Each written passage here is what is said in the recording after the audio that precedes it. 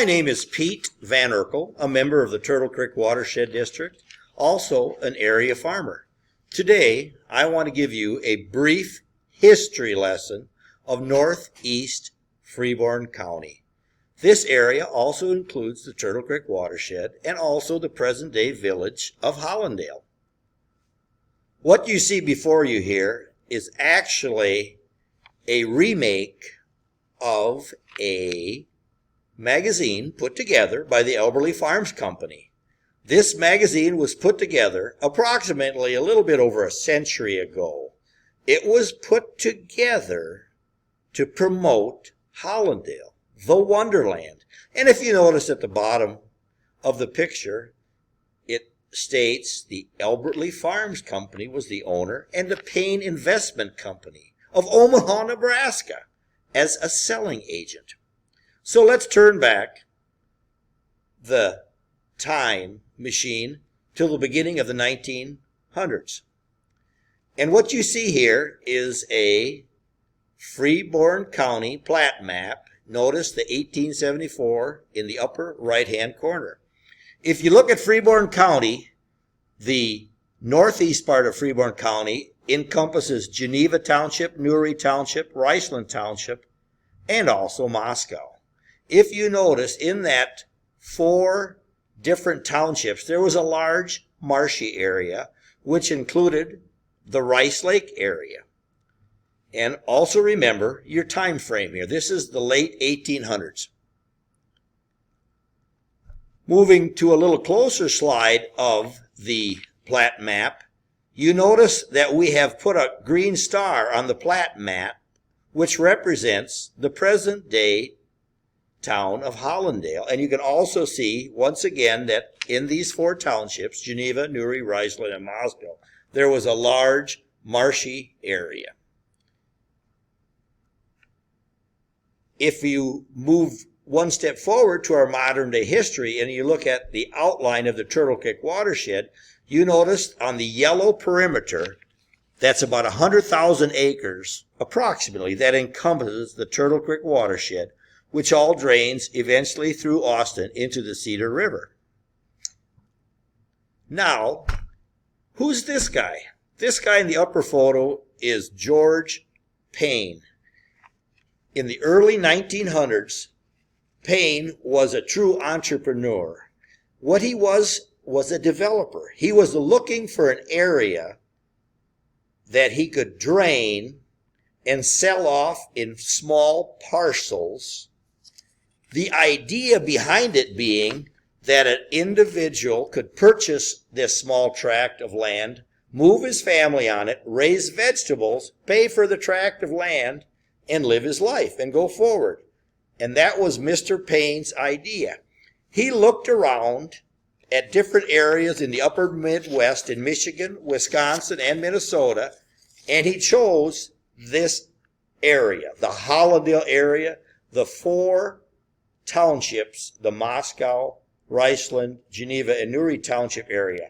The marsh was over 15,000 acres of mostly just cattails and wildlife area. And you got to remember that in the early 1900s, this was long before there was any irrigated desert lands in Arizona or California. The marshy type high organic matter soils were the practical way to grow vegetables. Hence, Mr. Payne's idea would transform. What did he do? He went forward with his project and turned these cattails into farmable ground. This photo represents the large Buckeye machine, which was used to make trenches throughout this marshy area. And it's hard to believe that even back over 100 years ago, you had this huge machine. There was an apartment above the machine. The operators of the machine actually slept right on the machine and would go across this marsh. As you notice, you see individuals on the right-hand side. This was a huge machine. You can see by how wide the tracks were. It was truly an amazing machine. After the so-called Buckeye machine made these lateral ditches, they later on would be put in with drainage tile and be recovered up. The idea behind it was never an acre to waste in Hollandale. After the ground was drained, you had to break all this swamp ground, and as you can see, they used caterpillars back then. There wasn't no big tractors, but there was big caterpillars then. And as I said earlier, the idea behind it was to raise vegetables. The high organic matter soils in this area. Some of the crops grown were onions, and this shows a picture of an onion field back in the early days. And that was one of the high-value crops. You got to remember, these are all high-value crops. Another of the high-value crops which were grown in the area were potatoes. And a lot of hand labor at this time. And that's how we worked. Here's some onions curing in fields. And you have to remember that at this point in time in history, all of the vegetable production was practiced on this type of soil. This was a little bit over 100 years ago. And hence, what transformed this marshy area in northeast Freeborn County to a high productive vegetable growing region at one time.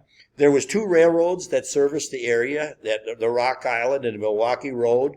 Each serviced this area because, once again, you got to remember this area, which really was developed in the early 1900s and drained, and was actually, people moved in here in about the early 20s. The town of Hollandale was incorporated in 1924.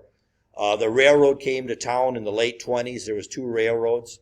And a tremendous amount of produce went out of this area, and also had a tremendous impact on Freeborn County and the surrounding area. Here's a celery field, another high-value crop grown in the Hollandale area. Carrots, another high-value growing crop. So we've covered carrots, onions, celery, potatoes. Bountiful produce. Bountiful produce. This is a display in the Hollandale area in 1926. This picture, a little bit of history of my own, is shown here. My name is Peter Van Erkel. That's my grandfather. My grandparents immigrated to the Hollandale area from southeast Iowa, where he worked on a farm. He heard about this development area from a mutual friend, and they moved here in 1924 and stayed here until 1929, but my grandmother was homesick for the many family and friends back in Holland, and they went back to Holland. But that stay back in Holland was rather short-lived because, as we all know, Germany in the late 30s started invading their neighboring countries, and my grandparents and my dad and my aunt at that time living in Holland, all U.S. citizens, were ordered back home. So they came back to Hollandale, and that's where they stayed. As I said earlier, the Rock Island and Milwaukee railroads, you got to remember, there was no interstate, no trucks back. There was 2 railroads servicing this area. This is just actually a picture north of Hollandale where the 2 railroads met. As you can see, Main Street still resembles the way it is today. There was a lumber company back then to service the area. At one time, believe it or not, there was 4 schools in this area. This is the modern school building that was built in Hollandale in the 20s. There was a north side school, this school in Hollandale, one in Maple Island. And finally, also, there was a school on West Side. 4 schools at one time.